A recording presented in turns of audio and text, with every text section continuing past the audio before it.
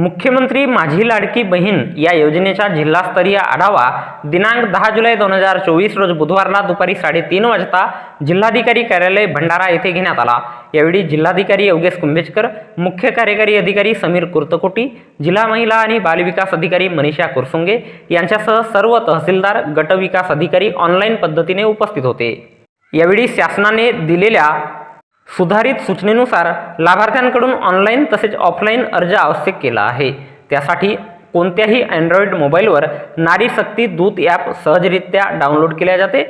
यावर आपला अर्ज दाखल करावा। ऑनलाईन अर्जामुळे मध्यस्थांकडून पैशांची मागणी होणार नाही आणि कोणतीही फसवणूक होणार नाही। शहरी भागांमध्ये मुख्याधिकाऱ्यांनी प्रभागात जाऊन या योजनेबाबत माहिती द्यावी, तसेच कर संकलकांना हे काम द्यावे। उमेद आणि जीवनोन्नती कार्यक्रमातील कर्मचाऱ्यांनी महिला संबंधित काम असल्याने त्या यंत्रणांना कार्यरत करावे। रोज दाखल झालेल्या ऑनलाईन आणि ऑफलाईन अर्जाची माहिती जिल्हाधिकाऱ्यांना सादर करावी। तसेच भंडारा जिल्ह्यात दिनांक 9 जुलै 2024 पर्यंत एकूण 18,472 अर्ज प्राप्त झाल्याची माहिती जिल्हाधिकारी भंडारा यांनी दिली। गाव पातळीवर चावडी वाचन कार्यक्रम घ्यावा। चावडी वाचनातील आलेल्या आक्षेपांचे निराकरण करण्यात यावे, असे मुख्य कार्यकारी अधिकारी समीर कुर्तकोटी यांनी सांगितले। आधार कार्डवरचे नाव जसेचे तसेच अर्जावर लिहिण्यात यावे, त्यामध्ये टंकलेखनाची चूक करू नये, असे निर्देश जिल्हाधिकारी योगेश कुंभेजकर यांनी दिले। तहसीलदार, महिला आणि बालविकास विभागाचे अधिकारी आणि गटविकास अधिकाऱ्यांनी वेळोवेळी सेतू केंद्र तसेच त्यांच्या अधीनस्थ ठिकाणी सुरू असलेल्या अर्ज वितरणाच्या आणि अर्ज स्वीकारण्याच्या ठिकाणी भेटी देऊन परिस्थिती जाणून घ्यावी।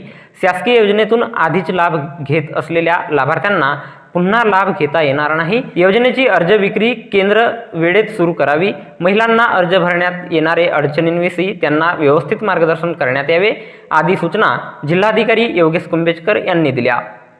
या योजनेतील अर्ज भरताना अन्य कागदपत्रांसोबतच छायाचित्र काढणे देखील आवश्यक आहे। त्यामुळे हा अर्ज ऑनलाईन भरणे अनिवार्य आहे। साधा अर्ज ऑफलाईन अर्ज भरला तरी संबंधित कर्मचाऱ्यांना अर्जदाराला बोलवून त्याच्या समक्ष फोटो काढावा लागणार आहे। त्यामुळे शक्य झाल्यास गावातील तरुणांनी या ॲपवर अर्ज दाखल करण्यासाठी आपल्या भगिनींना मदत करावे, असे आवाहन जिल्हाधिकारी योगेश कुंभेजकर यांनी केले।